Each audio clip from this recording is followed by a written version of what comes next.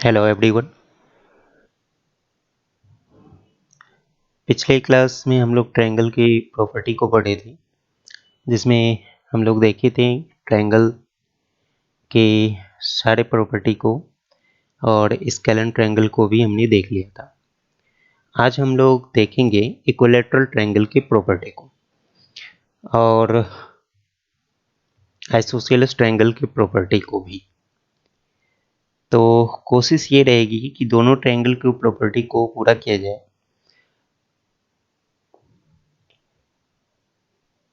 तो हम लोग क्लास को स्टार्ट करेंगे।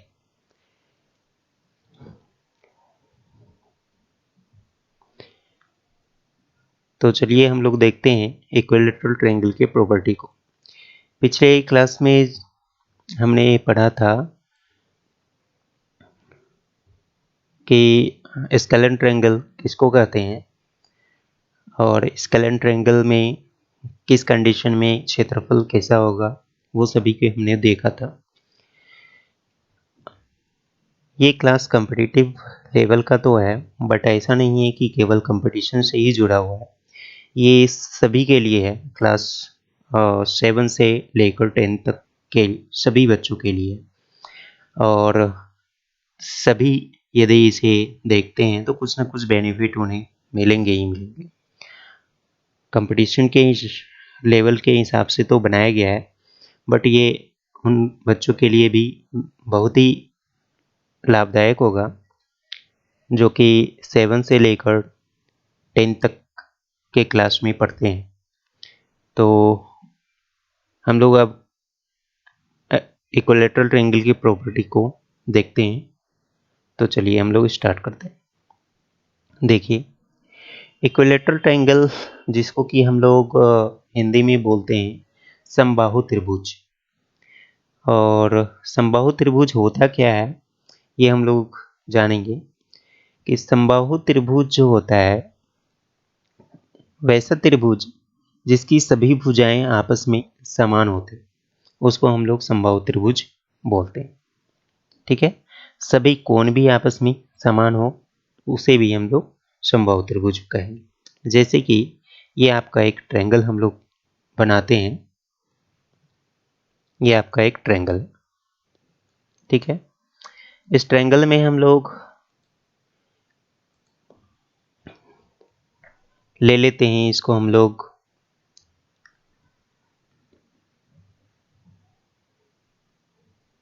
ये है हमारा ए, ये है हमारा बी पॉइंट, और ये है हमारा पॉइंट सी। तो इसमें हमको ये बताया गया है कि तीनों कोण समान हो और तीनों भुजाएं समान हो, तो वैसे त्रिभुज को हम लोग समबाहु त्रिभुज कहते हैं। दैट मीन्स द त्रिभुज is known as equilateral triangle, है ना। तो a triangle having all equal sides, that means ये साइड और ये साइड और ये साइड, तीनों साइड एक दूसरे के इक्वल होंगे। इसका अर्थ ये हुआ कि यदि ए बी बराबर है बी सी के और बी सी बराबर है सी ए के, है ना, तीनों साइड एक दूसरे के बराबर होंगे, तो वो त्रिभुज जो है इक्विलैटरल ट्रायंगल कहलाएंगे। ठीक है, the triangle is known as the equilateral triangle and the angle is also equal, है ना। क्यों? क्योंकि हम लोग जानते हैं कि त्रिभुज के सभी एंगल जो है वो 180 डिग्री होते हैं, और चूंकि सभी भुजाएं बराबर हैं तो बराबर भुजाओं के विपरीत बने कोण भी आपस में बराबर होते हैं। ये त्रिभुज की प्रॉपर्टी है ना। तो यदि हमारा ये ए बी बराबर है ए सी के, तो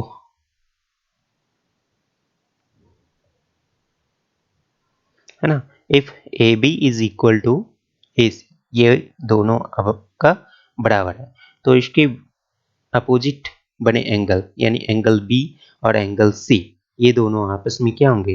इक्वल होंगे। तो ये दोनों इक्वल होंगे। फिर उसी प्रकार से यदि हम लोग देखते हैं तो ये साइड और ए बी साइड इक्वल है बी सी साइड के, तो उसी प्रकार से ये एंगल और ये एंगल, ये दोनों एंगल भी इक्वल होंगे।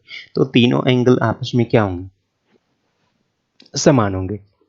और जब तीनों एंगल आपस में समान होंगे तो प्रत्येक कोण का जो डिग्री माप होगा वो कितने डिग्री का? 60 डिग्री का। ठीक है, तो इक्विलेटरल ट्रायंगल में हमने देख लिया कि each angle measurement 60 degree and all sides are equal.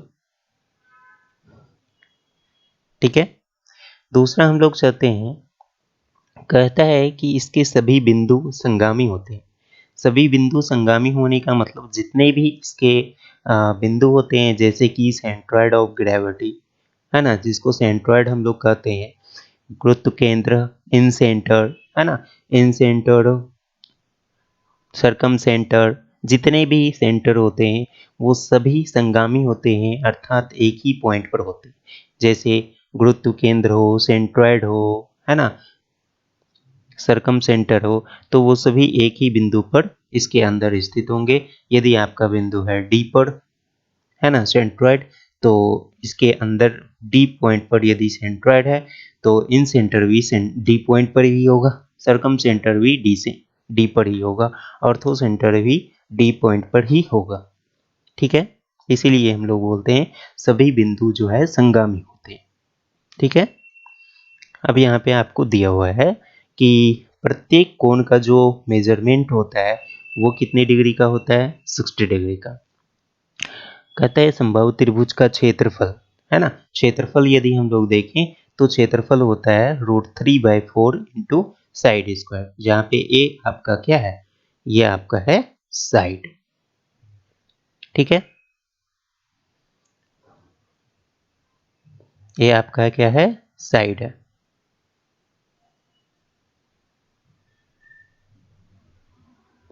और इसके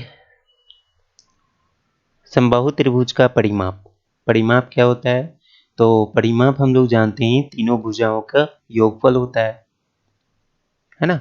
परिमाप जो होता है तीनों भुजाओं का योगफल होता है। तो तीनों भुजाओं का योगफल, चूंकि तीनों भुजाएं आपस में समान होते हैं, यदि हम लोग प्रत्येक भुजा के लेंथ को a मान लें तो a+a+a बराबर क्या हो गया? 3a। तो ये आपका हो गया परिमाप, है ना, जिसको पेरीमीटर हम लोग बोलते हैं।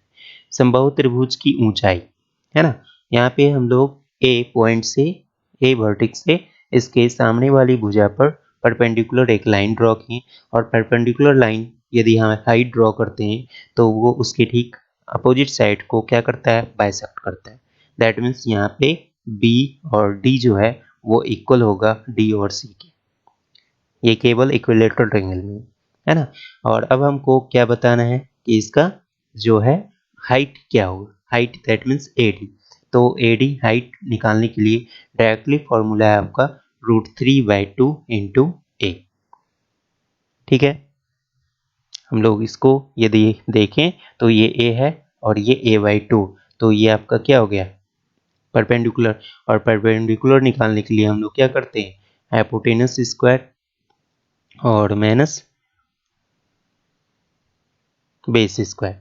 तो इतना करने के बाद आपको यहाँ पे मिलेगा √3/2 इंटू ए। डायरेक्टली फॉर्मूला आपको ये लगाना है एग्जाम में। ठीक है, अब कहता है कि समबाहु त्रिभुज के परिवृत्त की त्रिज्या जो है वो a/√3 होती है ना। परिवृत्त की त्रिज्या, जैसे कि ये आपका है एक इक्विलेटरल ट्रायंगल, और इसमें सरकम सेंटर जो है वो है पॉइंट ओ, सरकम सेंटर, और ये है आपका रेडियस सरकम सेंटर का, और ये इक्विलेटरल ट्रायंगल है। और इसके बाहर जो वृत्त बना हुआ है इसको सरकम सर्किल हम लोग बोलते हैं, जिसको परिवृत्त हम लोग कहते हैं। तो परिवृत्त की जो त्रिज्या होती है वो कितना? √3/2 इंटू ए, है ना, सॉरी √3/a।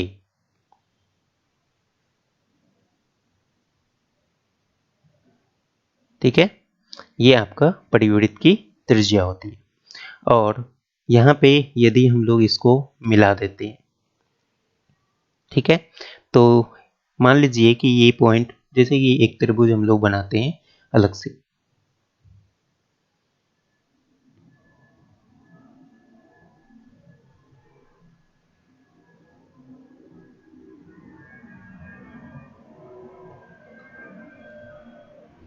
ये आपका है एक ट्रायंगल।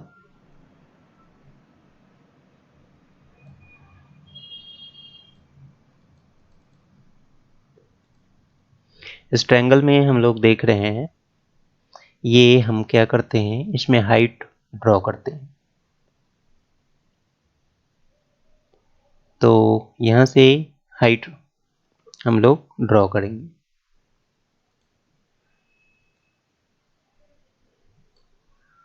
ठीक है, तो ये हमारा हो गया हाइट। हमको बताना है इसके बारे में। अब ये ए बी सी आपका ट्रायंगल है, ये हाइट है डी। मान लेते हैं यहाँ पे एक सेंट्रॉइड पॉइंट है, वो है आपका जी। ठीक है, तो हम लोग जानते हैं कि इसके सभी बिंदु संगामी होते हैं। सेंट्रॉइड पॉइंट हो, इन सेंटर हो, सर्कम सेंटर हो, ऑर्थो सेंटर हो, वो सभी जी पॉइंट पर ही होंगे। ठीक है, तो इस कंडीशन में हम लोग यदि इस पे हाइट खींचते हैं, तो पहले ही बताएं कि ये आपके जिससे आप हाइट खींच रहे हैं जिस वर्टेक्स से, तो वो उसके ठीक अपोजिट साइड को बाइसेक्ट करेगा। तो फर्स्ट आपका यहाँ पे क्या हो गया कि बी डी जो है वो इक्वल होगा डी और सी के। ठीक है, दूसरा, यदि आपका ये सेंट्रॉइड है ना, तो ए जी और जी और डी, ये दोनों का जो रेशियो होगा वो 2:1 के रेशियो में होगा।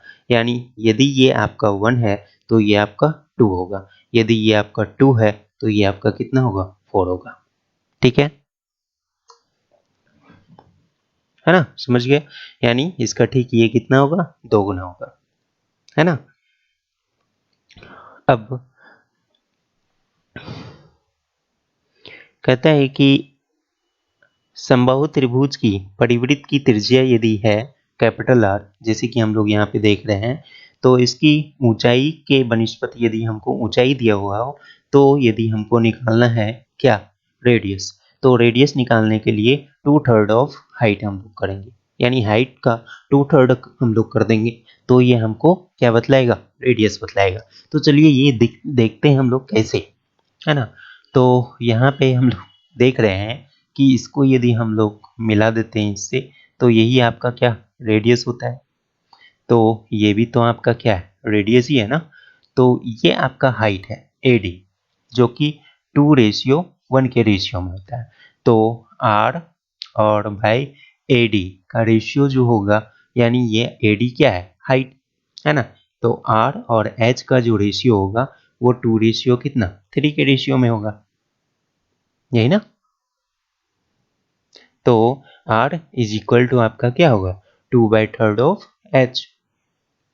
ठीक है, तो रेडियस यदि आपको निकालना है तो 2/3 ऑफ H कर देंगे, तो ये हमको radius बतलाएगा।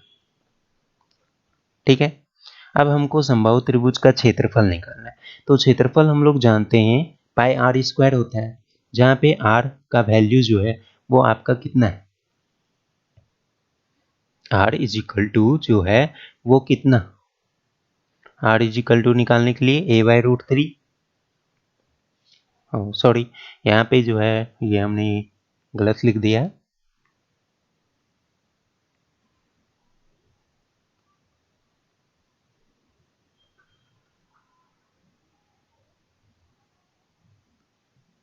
R is equal to क्या हो गया, a/√3, है ना। तो यहाँ पे आप देखिए पाई आर स्क्वायर, पाई को पाई ही रहने दीजिए, आर स्क्वायर, आर आपको है ए का स्क्वायर हो गया, √3 का स्क्वायर कितना, 3। तो क्षेत्रफल आपका कितना आ गया, पाई a²/3। ये आपका हो गया क्षेत्रफल परिवृत्त की। यदि आपको समबाहु त्रिभुज की भुजा दिया हुआ हो, तो परिवृत्त का क्षेत्रफल निकालने के लिए आप क्या करेंगे, केवल पाई a²/3 कर देंगे। ठीक है, अब देखते हैं समबाहु त्रिभुज की परिवृत्त का परिमाप। परिमाप क्या होगा, 2√3 पाई a/3।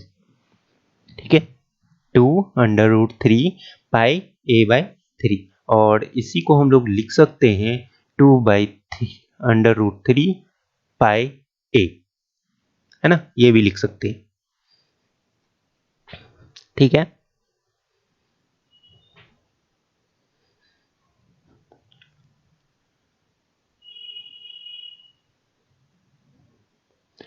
अब देखिए, समबाहु त्रिभुज में यदि आपका ये सरकम सेंटर है और इसको यदि हम लोग मिला देते हैं इससे, तो यहाँ सरकम सेंटर पर जो एंगल बनता है वो हमेशा 120 डिग्री का एंगल बनेगा। ठीक है, जैसे यहाँ पे इसको यदि हम लोग इससे मिला देते हैं तो ये एंगल जो बनेगा, तो ये एंगल हमेशा कितना होगा, 120 डिग्री का होगा सभी तरफ। इधर भी कितना होगा, 120 डिग्री का, और इस तरफ भी कितना होगा, 120 डिग्री का। ठीक है, वही यहाँ पे दिया हुआ है। केंद्र पर बना कोण जो होता है वो 120 डिग्री का होता है। ठीक है, अगला, यदि B C equal to C A है तो angle B is equal to angle A होगा। B C is equal to C A, है ना, हम लोग जानते ही हैं यदि साइड आपका क्या होगा, इक्वल होगा, तो अपोजिट साइड के इक्वल एंगल भी क्या होते हैं, इक्वल होते हैं। इक्वल साइड्स के अपोजिट एंगल भी क्या होते हैं, इक्वल होते हैं। तो चूंकि ये दोनों एंगल साइड से इक्वल है, तो एंगल बी और एंगल ए भी क्या होंगे, इक्वल होंगे। ठीक है, आगे हम लोग देखें, देखिए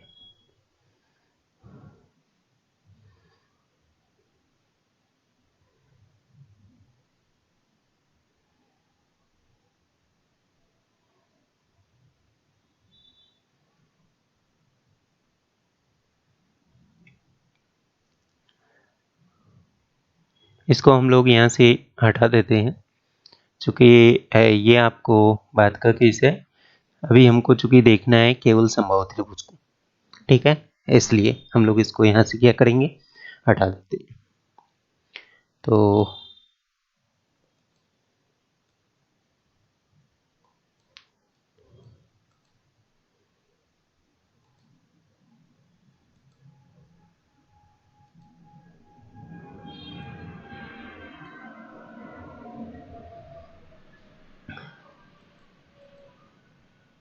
चलिए हम लोग देखते हैं, इसको यहाँ से छोड़ दीजिए आप।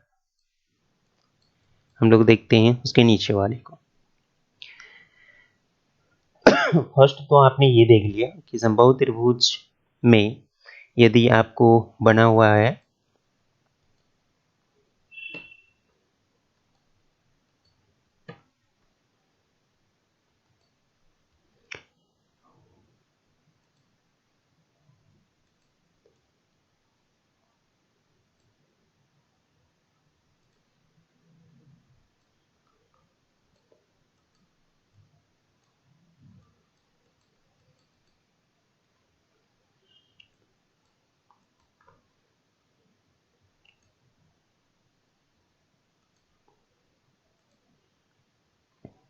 है ना, यदि आपका एक समबाहु त्रिभुज है और उसके अंदर इन सेंटर आपका है ओ का रेडियस है, ये इन सर्कल बना हुआ है। तो समबाहु त्रिभुज में इन सर्कल बना हुआ है, तो इस कंडीशन में आपका क्या क्या होगा। तो फर्स्ट, समबाहु त्रिभुज की अंतःवृत्त, अंतःवृत्त बना हुआ है, तो अंतःवृत्त की त्रिज्या यदि आपको निकालना है ना, तो हम लोग चूंकि जानते हैं कैपिटल आर और स्मॉल आर, है ना, वो आपका 2:1 में डिवाइड होता है, यानी कैपिटल आर को हाफ कर देंगे तो वो आपका स्मॉल आर निकलेगा। और चूंकि हम लोग जानते हैं कि कैपिटल आर जो होता है वो a/√3 होता है, इसको हाफ कर देंगे यानी हाफ इंटू a/√3, तो ये आपको क्या मिलेगा, a/2√3। तो ये आपको क्या निकल गया, रेडियस ऑफ इन सर्कल। तो रेडियस ऑफ इन सर्कल आपका क्या हो गया, a/2√3। ओके, फिर समबाहु त्रिभुज के अंतःवृत्त का क्षेत्रफल, क्षेत्रफल हम लोग जानते हैं πr² होता है, तो r आपको यहाँ पे क्या हो गया, a/2√3, तो πr² यदि करेंगे 2√3 का स्क्वायर हो गया 12, और πa²/12, ये आपका आ गया अंतःवृत्त का क्षेत्रफल। फिर समबाहु त्रिभुज के अंतःवृत्त का परिमाप, अंतःवृत्त का परिमाप यदि आपको निकालना है, तो हम लोग जानते हैं कि आपका ये आपका है त्रिज्या a/2√3, और परिमाप बराबर क्या होता है, 2πr। 2 इंटू पाई, आर का वैल्यू आपका कितना हो गया, a/2√3। तो ये आपका 2 और 2 कैंसिल हो गया, ये आपका हो गया pi a by root three. और इसी को आप यदि कंजुगेट करते हैं तो root three by root three, जो कि आपका आ गया root three a pi by three, है ना। तो ये आपका आ गया परिमाप अंतःवृत्त का। अब समबाहु त्रिभुज के अंतःवृत्त और बाह्यवृत्त दोनों की त्रिज्याओं का अनुपात जो है वो 1:2 होता है। ये आपको पहले ही बता दिए, है ना। दोनों की त्रिज्याओं का अनुपात जो है 2:1 होता है। जैसे पीछे ही हमने देखा था, ऊंचाई का जो रेशियो होता है वो गुरुत्व केंद्र से वो 2:1 में बढ़ता है यहाँ पे, है ना। तो वही है आपका रेशियो 2:1 का। समबाहु त्रिभुज के अंतःवृत्त तथा बाह्यवृत्त का क्षेत्रफल का अनुपात निकालना है। तो क्षेत्रफल का अनुपात त्रिज्याओं के वर्ग के अनुपात के बराबर होते हैं। चूंकि त्रिज्या आपका है 2:1 के अनुपात में, तो क्षेत्रफल का अनुपात आपका कितना हो गया 4:1 के अनुपात में, यानी त्रिज्याओं के अनुपात के वर्ग के बराबर। ठीक है, ये सभी प्रश्न आपसे पूछे जाते हैं। समबाहु त्रिभुज से तो ज़्यादा से ज़्यादा प्रश्न पूछे जाते हैं और एसएससी में बहुत ही प्रश्न इससे पूछे जाते हैं। इसलिए सभी प्रॉपर्टी को आप याद रखिए। ये आपको याद रखने से एक फायदा होगा कि आपको एग्जाम में टाइम और पेन की ज़रूरत नहीं पड़ेगी। आप क्वेश्चन को देखिए और आंसर वहाँ पे कीजिए। ठीक है, अब देखिए